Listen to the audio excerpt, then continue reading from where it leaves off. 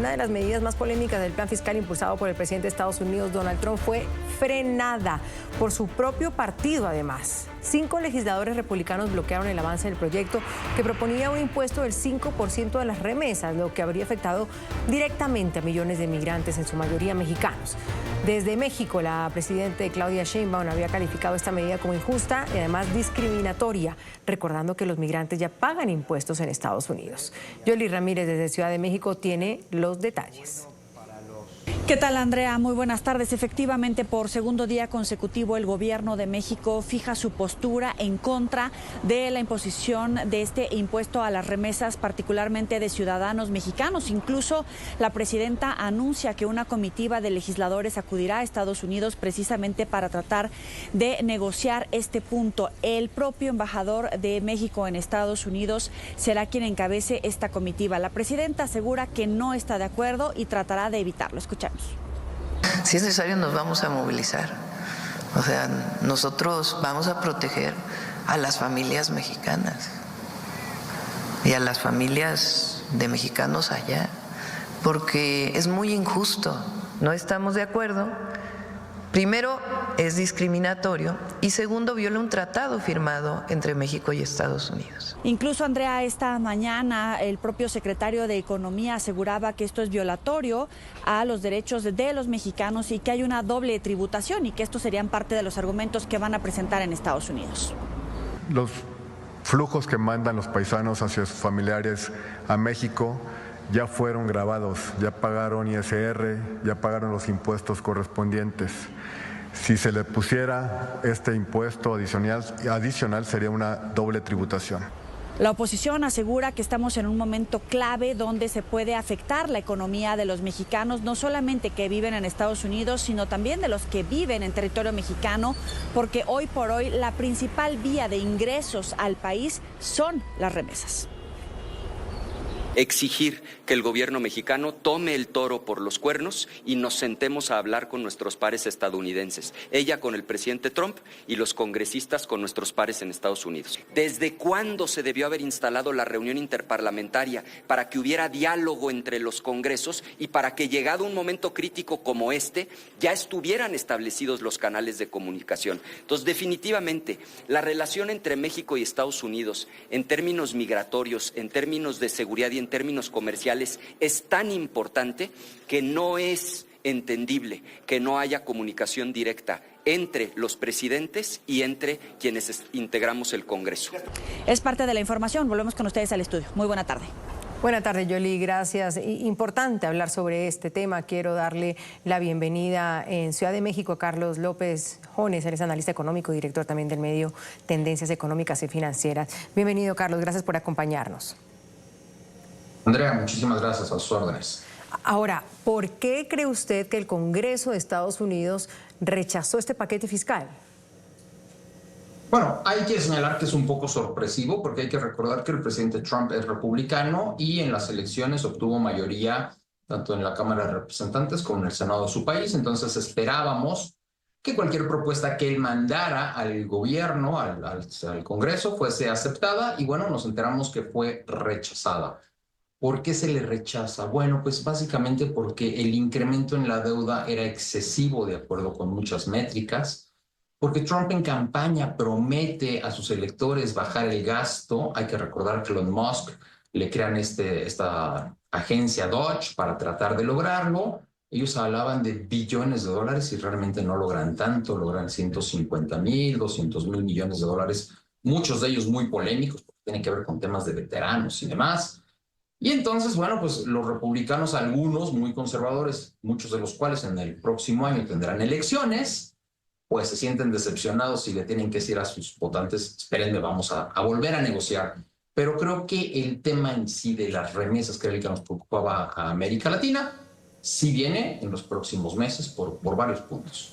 ¿Y cuál es su lectura justamente en relación al voto negativo por parte de estos 5 representantes republicanos a esta iniciativa que se veía tan clara? Bueno, uno, ellos ya están pensando en 2026, en las elecciones intermedias. 2, el Partido Republicano siempre se ha caracterizado por poner orden en las finanzas norteamericanas y un exceso tan importante en la deuda pública norteamericana, un aumento tan importante en un momento en donde ya es muy elevada, pues es una mancha para el Partido Republicano. Entonces creo que va más de acuerdo con los principios del Partido Republicano que con lo que pueda querer el señor Trump. Y entrando en materia económica, señor López, ¿qué impacto tendría un impuesto del 5% a las remesas en caso de que eso vuelva pues a avivarse? Bueno, hay que señalar que los migrantes que viven en Estados Unidos mandan alrededor de 600,000 millones de dólares al resto del mundo cada año, producto de su trabajo, producto de muchas cosas. Y no nada más es América Latina, también hay muchas personas de la India, de Indonesia, de Filipinas, etcétera, etcétera, que mandan estas remesas alrededor de $400 en promedio. Y ahí hay dos puntos que hay que señalar. Por un lado está esta idea mercantilista que regresa con Trump de que todo aquel dinero que se produce en Estados Unidos no debiera de salir de Estados Unidos. Entonces, ellos lo ven como un atraco, ¿no? Porque si produjiste 600,000 millones de dólares aquí en Estados Unidos, ¿por qué no te los gastas aquí y generas más empleos aquí? O sea, es una idea falsa porque ya se demostró, ese estudio mercantilista demostró que no es lo correcto, porque si esas personas no vivieran en Estados Unidos, pues no se gastarían ni siquiera $1, ¿no? Y por otro lado, esas personas normalmente obtienen ingresos por debajo de sus pares norteamericanos y en consecuencia, si ellos no estuvieran ahí, bueno, pues tendrías que contratar a norteamericanos y en consecuencia, pues las cosas te saldrían más caras. No podrías pagarles $20 la hora, sino que tendrías que pagarles $40 la hora y al consumidor norteamericano sería el más afectado. Por eso es que esta visión mercantilista decimos que está errada. En el caso específico del impacto, ellos dicen, a ver, son 600,000 millones de dólares los que salen cada año en remesas, 5% serían 30,000 millones de dólares, y es algo que no es relevante en sus ingresos públicos, porque los ingresos públicos norteamericanos, el gasto público, anda en 9 billones de dólares. Entonces, 30,000 millones no es una cifra relevante, pero bueno, ellos dicen tenemos que hacer algo.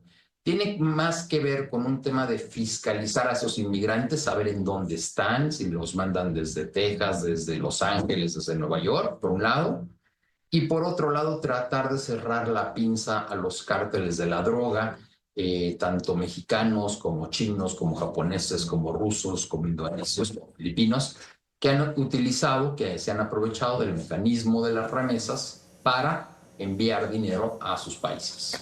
Y Carlos, desde México aseguran que este impuesto sobre las remesas pues violaría un acuerdo de 1994. ¿De qué se trata ese acuerdo? Es con México y con otros países. Es un tratado de doble tributación. Esto es, si tú trabajas en México, Estados Unidos o Canadá, y tú ya pagaste impuestos sobre ese dinero, tú ya lo puedes mover a cualquier país y cuando llega a ese país ya no tiene por qué pagar impuestos, porque ya pagó impuestos en su país de origen. Entonces, una persona mexicana que vive en Estados Unidos recibe su cheque, pero ese cheque ya incluye una deducción de impuestos. Entonces, ¿por qué tendría yo que pagar un segundo impuesto cuando lo mando a México? Eso es de lo que se habla. Lo que dice la propuesta en Estados Unidos es, no, espérate, los que sean legales no pagan ese segundo impuesto. Y los que sean ilegales sí pagan ese segundo impuesto. ¿Cómo se llevaría a cabo esto?